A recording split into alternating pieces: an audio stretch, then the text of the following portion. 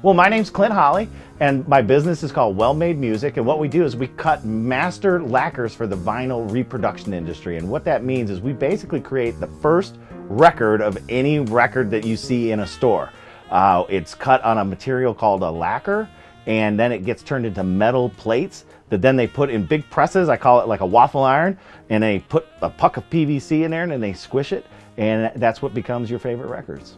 I'm a lifelong vinyl music fan. I started collecting records back in the 1980s when CDs came out and everybody was eliminating their record collections, and my parents were big flea market people, and so they used to get me and my sister out of bed at 6 o'clock in the morning and drag us to flea markets. I started noticing like people selling records, and I had gotten my first record was like a Michael Jackson Off the Wall around 1979 or 1980. And so people were selling literally records. They were selling them for 10 cents and 25 cents at flea markets back in 1985, 1986.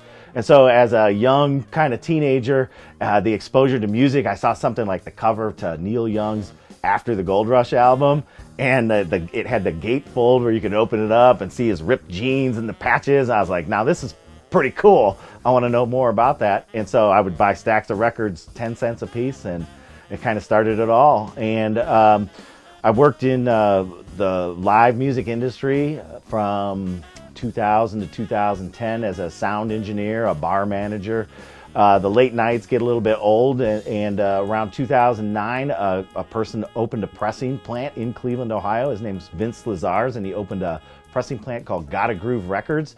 And at the club that I worked in, he put a little poster, a little card, and I took it off the wall, and I was like, well, I'm gonna try and do something different, get a different job or whatever.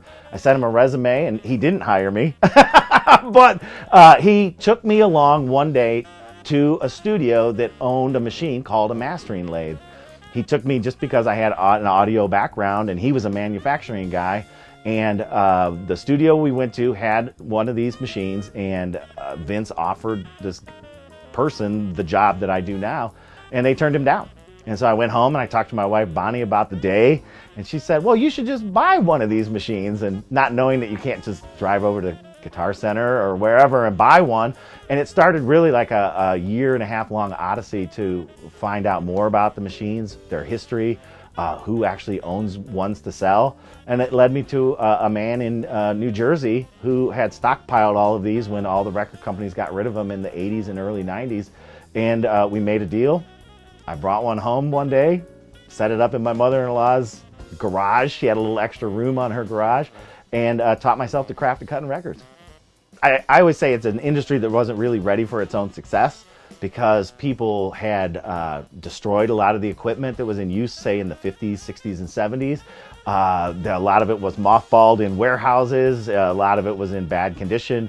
These machines were in bad condition. So really, it was an industry built on gear that was sometimes 50 plus years old. So that's one of the challenges we deal with every day, is keeping these machines running, keeping the electronics going, keeping the mechanical aspect of it going. And the demand has just accelerated in 2010. I would say it was pretty manageable what we were doing, and then it has exploded.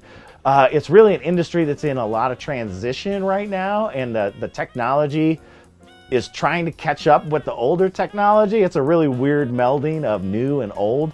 I've never seen a format come back from the dead before. I don't know if CDs are ever gonna make a comeback, but I did just read an article about people buying DVDs all over again because people want to physically own things. And I think it's that connection people have to the artist when you buy an album and you open the cellophane and you pull the record out and you put it on the turntable. It's a tactile experience, and it makes you feel more connected to the artist. And I think that's what people are really looking for these days. You can see the record on the platter there. And the discs that we use are just a little bit bigger than a record. They're 14 inches instead of 12 inches. And so what that allows them to do is when they make the metal parts out of it, they need to bend over the edges so it can be bolted into the presses. And so they use that extra on the outside to make that extra metal to bend it over.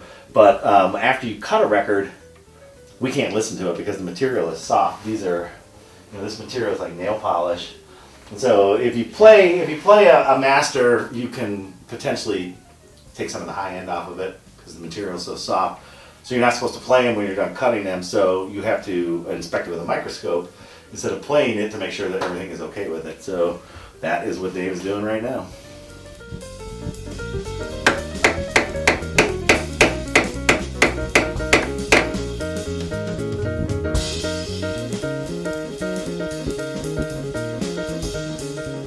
Well, we have a website, wellmademusic.net.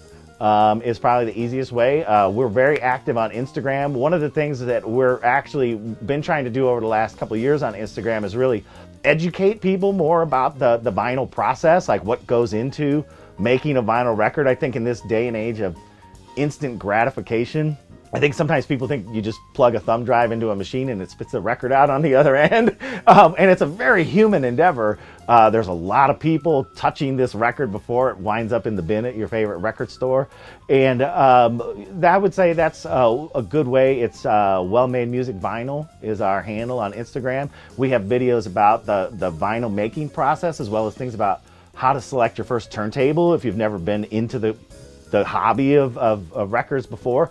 What kind of features to look for on a turntable and stuff like that. So really, education is really the thing that we strive to do more than anything on the Instagram. And it's a good way to get kind of connected to our people. Well, there's a lot of ways to contact us. We'd love to hear from you. We love to answer questions about vinyl, and we're really people, we could talk about vinyl records all day long.